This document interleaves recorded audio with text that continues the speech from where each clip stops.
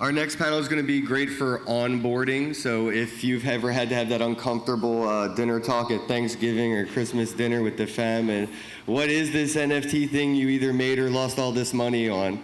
This panel is going to be talking a lot about how you can explain NFTs to your friends and family. Give them a hand. Thank you.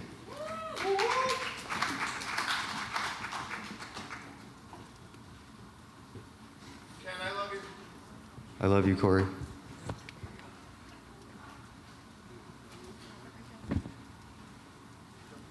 GM, everyone. Good morning, or afternoon, I guess, now. GA.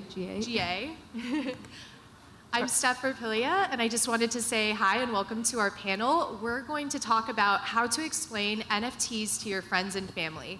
And again, my name is Steph. I'm a software developer, but now I'm a developer relations engineer at Polygon. I'm Kamila Klimek, and I work for a very small startup. You might have heard of it. It's called Google. And I work on bringing Web3 technology to everybody, not just the people that understand it currently. Hi, everyone. My name is Mai. I'm the CEO and co-founder of the company called QSADIS. So QSADIS is the first educational NFT project that we launched, and our aim is to bring more people to the space by giving them education and a tool to help their journey to the Web3.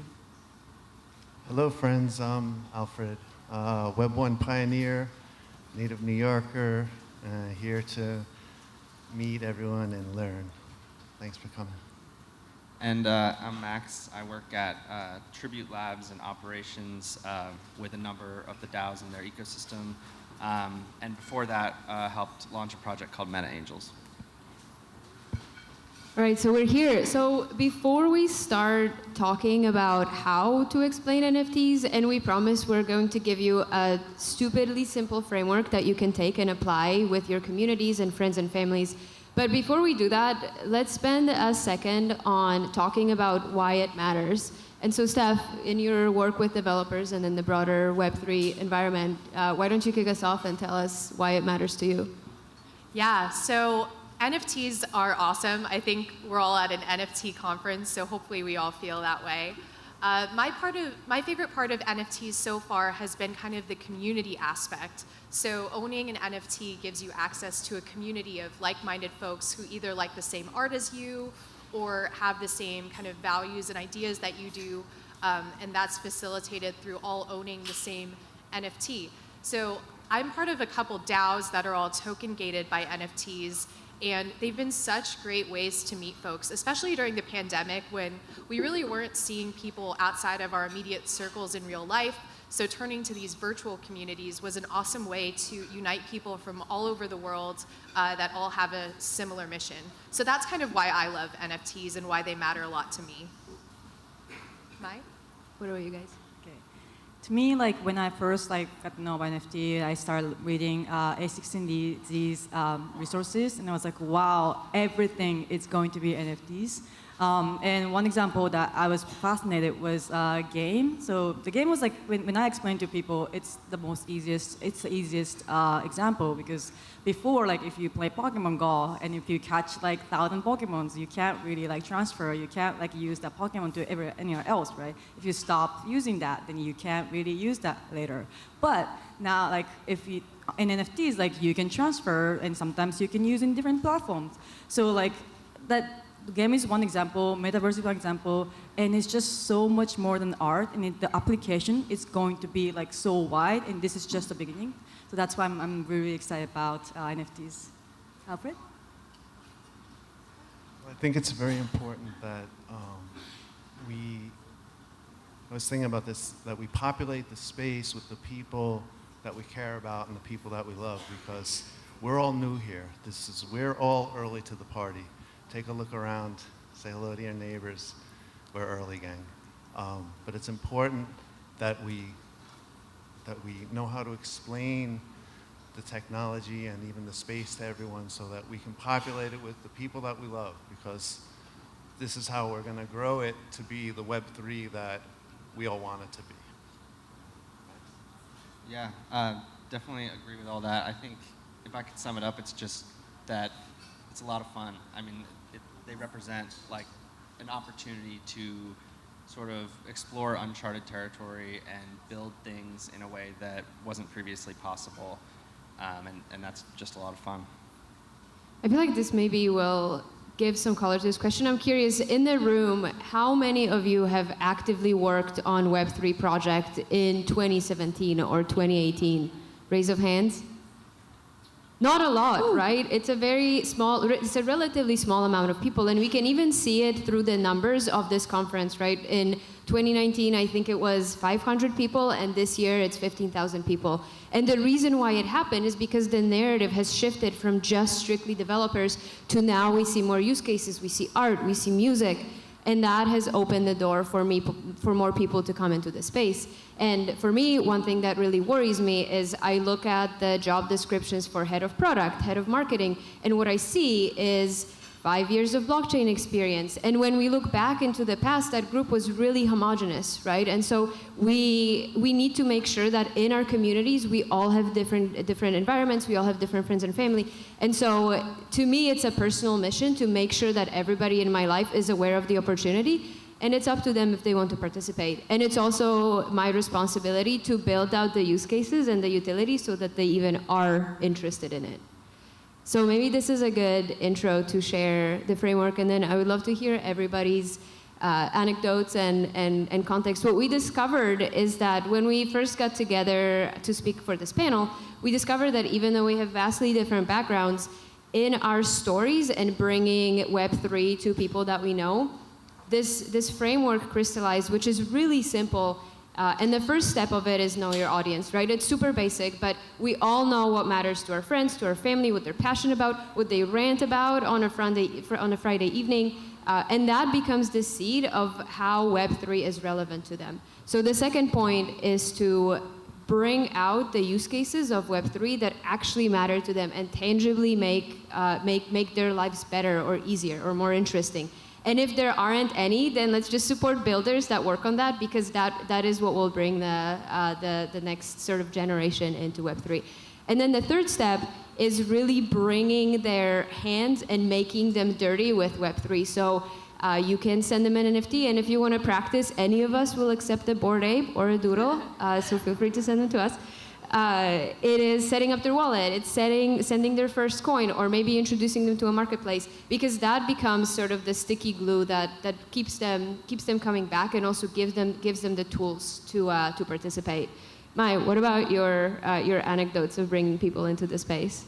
Yeah, my anecdotes mostly I usually give workshop to women, and what I realized is a lot of the space that was just, the panel before was by women, but a lot of if you go to YouTube and search for the word crypto education, you have to scroll 3 times to get to the first female YouTuber that explains about crypto. And of course, it's all the male YouTubers are really amazing, they're really explain well. But a lot of the narratives weren't really resonate to women. So when I try to explain to my female friends, I try to use a narrative be financially independent, or have additional income, or just get into find a job in Web3. And there's a lot, and talk about opportunities in this space as by looking for a job. So those are narratives that I've been using to female friends, and it has been really helpful. Well, my experience with explaining is a little bit different. My 7-year-old son asked me what's non-fungible, and I realized, shit, I don't know really how to explain this simply to a 7-year-old what non-fungible is. So we took Optimus Prime, and we said, so this is Optimus Prime. There are a lot of Optimus Primes, but this is your Optimus Prime, son. And you can, there aren't any just like this. This is yours. You love it, you have it, and that's non-fungible. You can't replace it. And he understood it. And I kind of took that concept and went through it, explaining fiat currency and gold and tokenization, and really explaining it to a child made me understand it a lot better. So I'd say, it's really to try to understand what it it is that we're explaining, how we're explaining, simplify it so that a child can understand it. You know, that's been my experience of explaining it well. Yeah, that's awesome. I wish I could have been there when you were talking tokenization with your 7-year-old. No, I think the point about knowing your audience is so important. I think what I've found is that it's the time it takes to turn someone off of the idea of NFTs is remarkably short. I spent a lot of time a year ago trying to, explain NFTs to all my friends in the context of Top Shot, because that's what I was into at the time. And people who collected sports cards got it, and people who didn't could potentially have a hard time. So I don't know. I think it's just really important to find a little corner of the NFT space that makes sense to someone and try to help them understand why that matters. And I think you boil it down, in my opinion, to two things. It's ownership and access. It's the ability to, prove that you own this digital asset, and then along with that comes access, be it to a community or an event or anything. And I think I just take those 2 points and apply it to whatever community, whatever project that I think that person would be into. And I have a lot of luck doing that. Can we hear your wedding story? Because I think that is super cool. And I almost did it. I almost gifted an NFT to my friends for a wedding, but I figured it was too early. Yeah, so I have a fun story.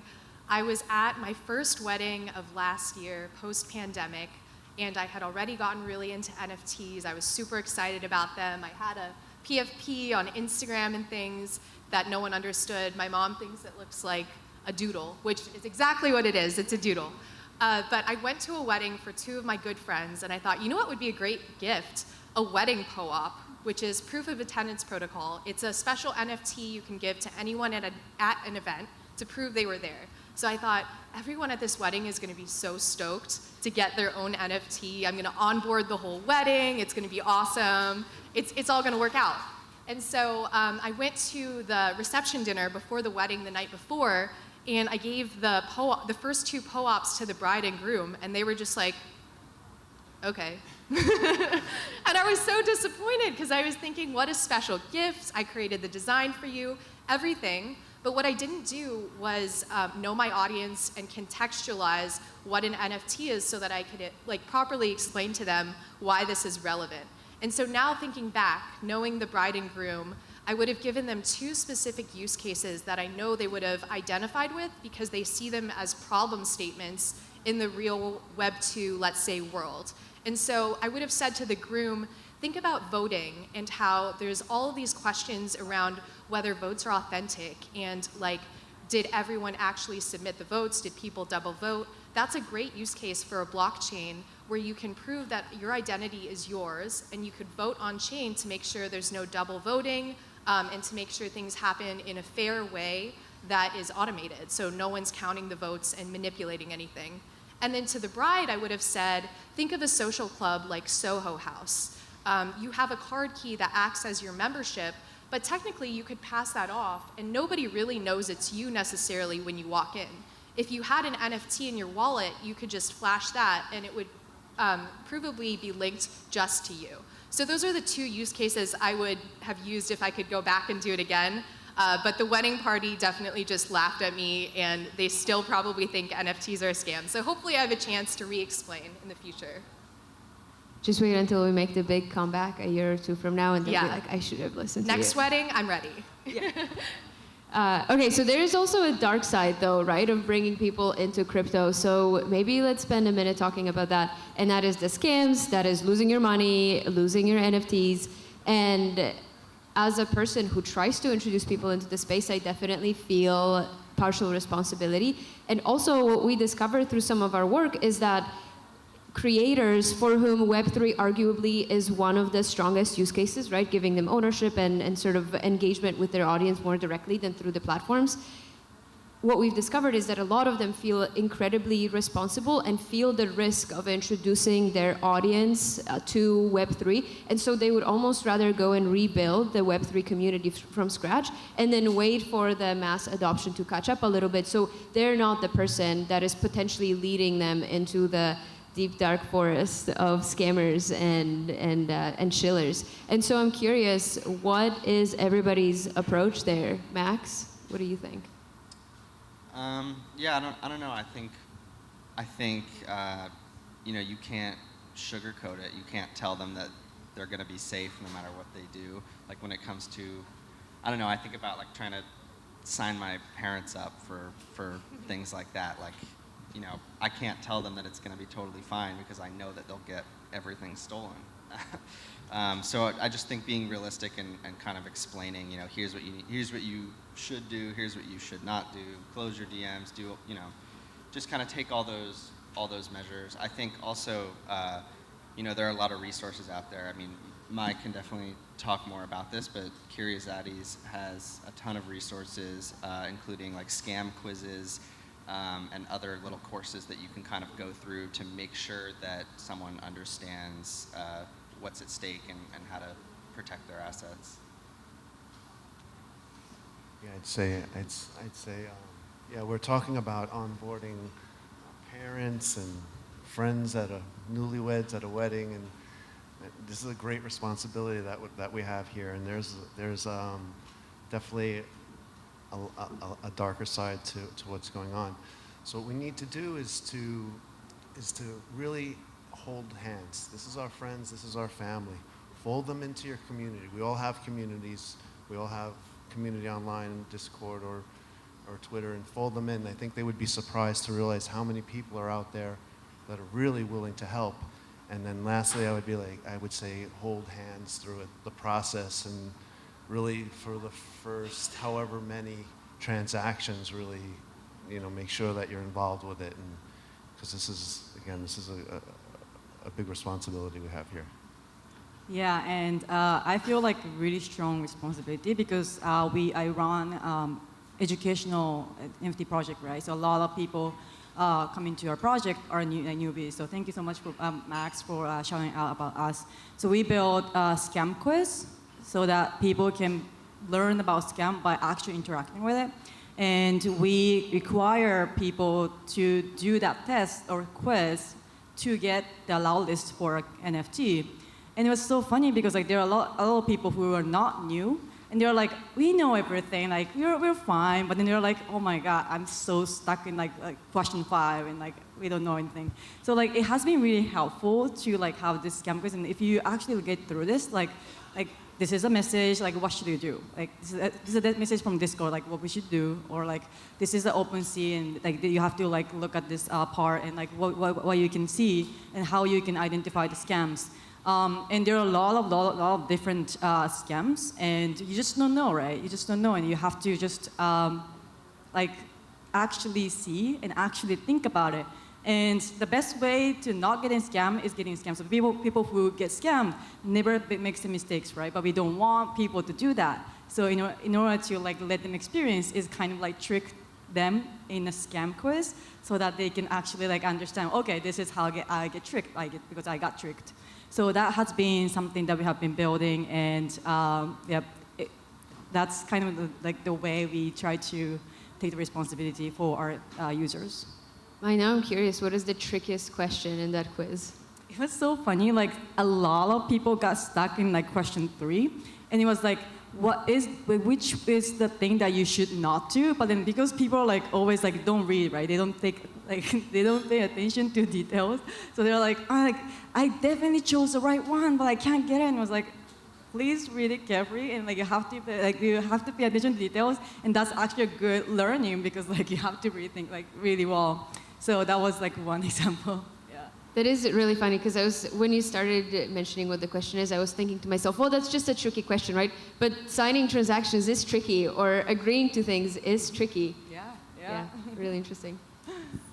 Yeah, I think all of these responses point to kind of a problem in the space, which is we don't have enough abstractions that get rid of these ridiculous ways to get scammed, right? like all of these problems still need to be solved.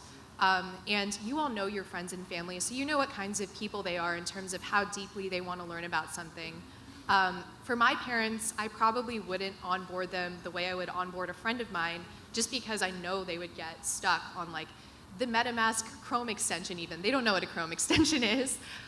So I think for them, I would recommend some kind of Web 2.5 solution. So maybe a custodial wallet where they're never copy pasting their private key or something like that to just remove that potential security risk. And then outside of parents, I speak to a lot of developers that are coming from the Web 2 big tech world. So one of the first things I always tell them is if you're developing, create a new address within your wallet and never use a development type address for like your actual assets. Separate those out. Also, make sure you never upload your private key to GitHub accidentally. Look at your git ignore. Make sure you're ignoring your .env file. Hopefully that makes sense to some of you, because I see some blank faces. But just those types of like small things to make sure that you protect your friends and family from the easiest types of scams, I think are important when you're onboarding folks. Yeah, there's one more aspect of bringing people into the space, which I think each of us will have a different experience in, and I would love to hear more. Skepticism, right? And so, Steph, I'm curious about yours specifically because you work on essentially encouraging developers, right, to dabble in this space and explore it. And so that's a very different level of skepticism that I would face or that the rest of us would face. So I'm curious what that looks like for you. Yeah, devs are for sure skeptical, especially when it comes to scaling, right?